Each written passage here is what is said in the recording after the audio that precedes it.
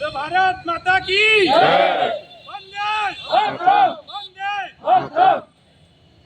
सबसे पहले तो मैं देश के अध्यात्मिक स्वामी विवेकानंद को इस मंच के माध्यम से नमन करता हूँ और सभा से आ रही पूजा का स्वागत करता हूँ। राजधानी पंचायत चौकीदार के जिला प्रदेश अध्यक्ष उनका भी स्वागत वंदन करता हूँ और नाथराम जी उनका भी स्वागत करता हूँ। अपनी आउट एवं जो आप सब आए अस्थायी कर्मचारी वर्ग चौकीदार मैं सबका इस मंच के माध्यम से स्वागत वंदन करता हूँ। अब मैं इस मंच के माध्यम से अपील करता हूँ कि आप लोग छोटी संख्या में हैं पर जो है ताकत तो उस ताकत को मैं आप लोगों को बताना चाहूँगा जैसे भैया बता रहे थे 10 वर्ष पूर्व से लगभग 2012 से हम आए भर रहे हैं कि हमको आप अपना मानिए, सरकारें हमको लें, अस्थायी करें, नवीनीकरण के तहत करें या कि अस्थायी रूप से करें, पर जिस संस्था में काम कर रहे हैं उसमें हमको मर्ज सरकारों द्वारा ऐसा काम नहीं किया जा रहा। सरकार के साथ साथ संस्थाओं द्वारा भी भेदभाव किया जा रहा है, ये भी जानना चाहिए आप। जैसे भैया बता रहे थे 24,000 कुछ पंचायतें हैं, 52 जिले लगभग 53 हो गए। इन जिलों में, इन ग्राम पंचायतों में, इन जनपद पंचायतों में, इन ग्राम पंचायतों में जो जिला स्तर की पंचायतें हैं, समितियां हैं गठित, उनमें हमारे आदमी कार्यरत हैं पर वो लुप्त रूप से। उसका कारण क्या है कि हमारे अंदर जागरूकता नहीं। हम अपने बच्चे को पढ़ाना चाहते हैं पर हम खुद पढ़ना नहीं चाहते। हम ये नहीं जानना चाहते कि वृत्ति का अधिकार क्या है। मध्य प्रदेश या कि भारत सरकार द्वारा आउटसोर्स एसोसिएशन के लिए कितने अधिनियम आज तक लाए गए किसी को पता है? नहीं पता, क्योंकि हम लोग उसके बारे में नहीं जानते। जब तक हम अपने संवैधानिक मापदंडों के बारे में नहीं जानेंगे तो हम कैसे अपने अधिकारों की बात करेंगे? भीड़ भाड़ इकट्ठा होने से कोई चीज़ नहीं मिलती।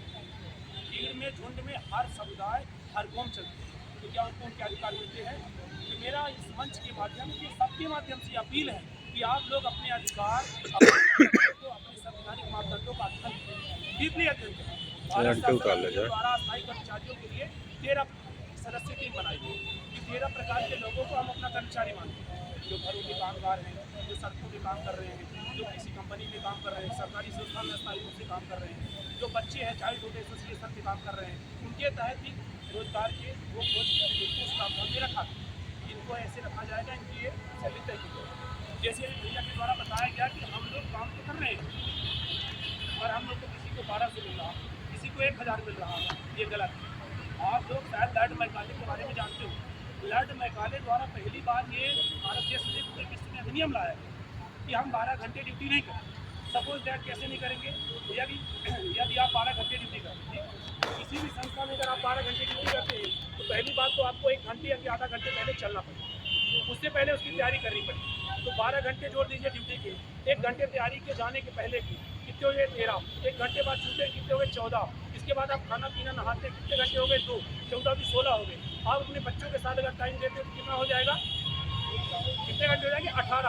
आपके पास कितने घंटे बचते हैं? मान 6 घंटे बचते हैं। 6 घंटे में क्या अच्छी नींद लेंगे?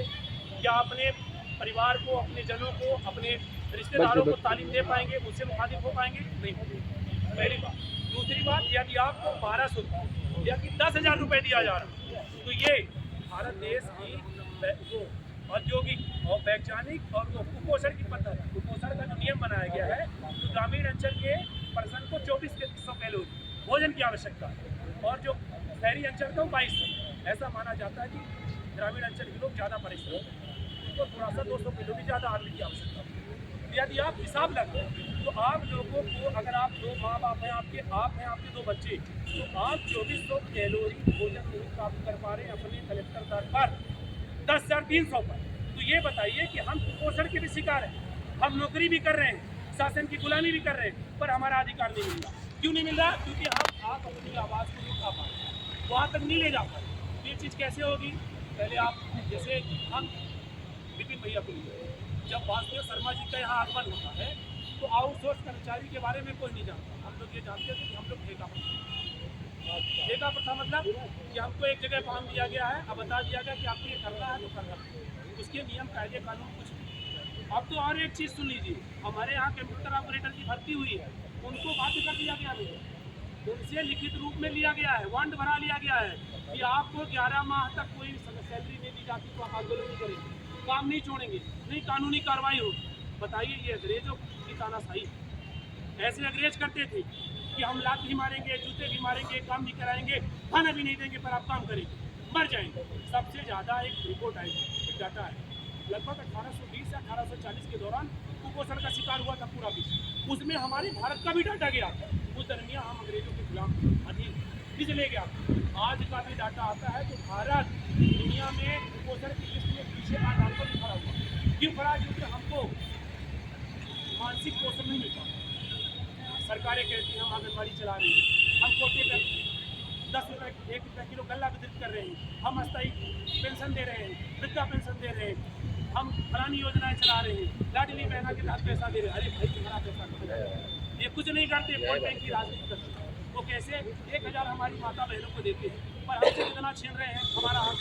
हमारी सैलरी जैसी कलेक्टर रेट पर अगर फील्ड में है, कोई भी कर्मचारी काम करता है, उसकी 21,000 कोई 21,000 यहाँ पाता है, कोई 21,000 वाला 7 साल 10 साल अपनी उम्र दे दिए हैं, पर अपने अधिकारों हमको नहीं पाए। तो उन हक और अधिकारों की एकता के लिए हमें आपको सबको एक होना पड़ेगा, लड़ना पड़ेगा, जागना पड़ेगा। हो सकता है, मैं पहले भी बोला हूँ, अब भी बोल रहा हूँ, हो सकता है कि हमारी लड़ाई का अधिकार हमें ना मिले, लेकिन आने वाली हमारी कौम को मिलेगा। तो कहते हैं ना कि हरियाली आज आए ना आए, और तब आएगी तो खुशी होगी, और हमारे पूर्वजों को याद करेंगे। जैसे गांधी, तात्या टोपे और विवेकानंद को आज हम याद कर रहे हैं। इनकी बुनियाद हो ही गई थी आज़ादी की, पर इनके जिंदा नहीं आज़ादी, इनके जाने के बाद आज़ादी, फिर भी हम इनको याद कर रहे थे क्योंकि उन्होंने आग लगाई। तो आग लगाने वालों में आप रहेंगे,